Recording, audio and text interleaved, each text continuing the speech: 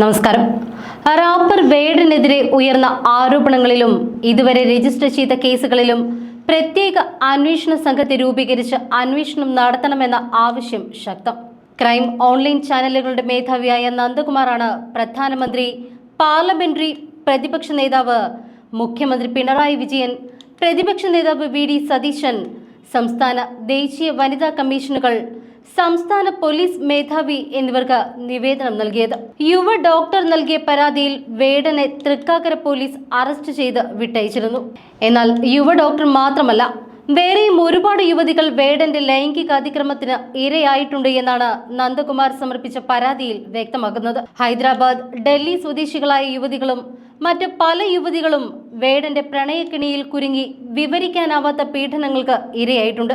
യുവ ഡോക്ടർക്കെതിരായ ബലാത്സംഗ കേസിൽ വേടന് ജാമ്യം ലഭിച്ചതും സർക്കാർ കാര്യമായി ജാമ്യ ഹർജിയെ കോടതിയിൽ എതിർക്കാതിരുന്നതും മറ്റുമാണ് മറ്റിരകളെ കേസുമായി മുന്നോട്ട് പോകുന്നതിൽ നിന്നും പിന്തിരിപ്പിക്കുന്നത്.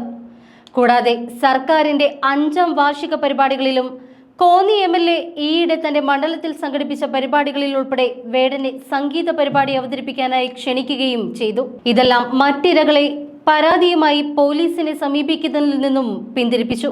തന്റെ അന്വേഷണത്തിൽ നിന്ന് ഡൽഹി, ഹൈദരാബാദ് സ്വദേശികൾ ഉൾപ്പെടെ ഏകദേശം 4ഓളം യുവതികൾ നിലവിൽ പരാതി നൽകിയ യുവ ഡോക്ടറുമായി മുൻപ് സംസാരിക്കുകയും യുവ ഡോക്ടർ പരാതി നൽകാൻ മുന്നോട്ട് വന്നാൽ തുടർന്ന് തങ്ങൾക്ക് സംഭവിച്ച ദുരനുഭവത്തെക്കുറിച്ച് തങ്ങളും പരാതിയായി മുന്നോട്ട് വരാമെന്ന് ഉറപ്പ് നൽകുകയും ചെയ്തിരുന്നു എന്നാണ്. എന്നാൽ പിന്നീട് വേടന് കോടതി മുൻകൂർ ജാമ്യം നൽകിയതും സർക്കാർ വേടന് നൽകുന്ന പിന്തുണയും മറ്റിരകളെ പരാതി നൽകുന്നതിൽ നിന്നും പിന്നോട്ട് വലിച്ചു. ഇത്തരമൊരു സാഹചര്യത്തിൽ ഒരു ഇൻവെസ്റ്റിഗേറ്റീവ് ജേർണലിസ്റ്റ് എന്ന നിലയ്ക്ക് ഈ അനീതി പുറത്തു കൊണ്ടുവരേണ്ടത് തന്റെ ഉത്തരവാദിത്തമാണ് എന്നും സർക്കാരിൽ ഇത്രയധികം സ്വാധീനമുള്ള ഒരാൾക്ക് പോലീസ് അന്വേഷണം അട്ടിമറിക്കുക എന്നുള്ളത് എളുപ്പമുള്ളതിനാലും ഒരു പ്രത്യേക അന്വേഷണ സംഘത്തെ രൂപീകരിക്കണം എന്നാണ് നന്ദകുമാർ ആവശ്യപ്പെട്ടത്. ഇരകളുടെ സ്വകാര്യത സംരക്ഷിക്കപ്പെടാനും ധൈര്യമായി മൊഴി നൽകാനും പ്രത്യേക അന്വേഷണ സംഘമോ ഹേമ കമ്മിറ്റി പോലൊരു കമ്മിറ്റിയോ അത്യന്താപേക്ഷിതമാണ്.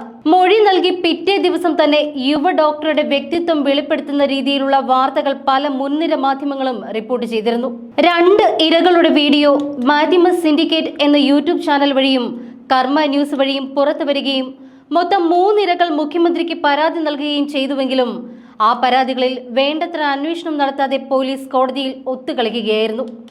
വീണ്ടും അതുവരെ സമൂഹ മാധ്യമങ്ങൾ വഴി വേടൻ തന്റെ ഫേസ്ബുക്ക്, ഇൻസ്റ്റഗ്രാം പ്ലാറ്റ്ഫോമുകളിലൂടെ ഏറ്റുപറഞ്ഞ കുറ്റകൃത്യങ്ങളെക്കുറിച്ച് പോലീസ് അന്വേഷിക്കുകയോ റിപ്പോർട്ട് ഫയൽ ചെയ്യുകയോ ചെയ്തില്ല എന്നത് പിണറായി വിജയൻ ഇരകൾക്ക് അനുകൂലമായ സമീപനമെടുക്കാതെ വേട്ടക്കാരനൊപ്പം നിലയുറപ്പിച്ചു എന്ന് വ്യക്തമാക്കുന്നതാണ്. വേടനെ സ്വന്തം പരിപാടികൾക്ക് പ്രദർശിപ്പിച്ച് ദളിത് വോട്ടുകൾ ക്യാൻവാസ് ചെയ്യാനുള്ള ശ്രമത്തിലാണ് മുഖ്യമന്ത്രി. കൂടാതെ വേടനെ കുറിച്ച് സർവകലാശാലകളിൽ പഠിപ്പിക്കാനും ശ്രമിക്കുന്നു. അത് പുതിയ തലമുറയെ വഴിതെറ്റിക്കാൻ സാധ്യതയുള്ളതിനാൽ ഈ കേസിന് പൊതു താൽപര്യം കൈവരുന്നു. പൊതു താൽപര്യം മുൻനിർത്തിക്കൊണ്ട് ദേശീയ വനിതാ കമ്മീഷൻ ഇതിൽ ഇടപെട്ട് പിണറായി വിജയനെതിരെ അടക്കം അന്വേഷണം മുന്നോട്ട് കൊണ്ടുപോകേണ്ടതാണ്. പരാതി ഇന്ത്യൻ പ്രധാനമന്ത്രി, ദേശീയ വനിതാ commission, Rahul Gandhi opposition leader of India, VD. Satheesan opposition leader of Kerala എന്നിവർക്ക് സമർപ്പിച്ചു.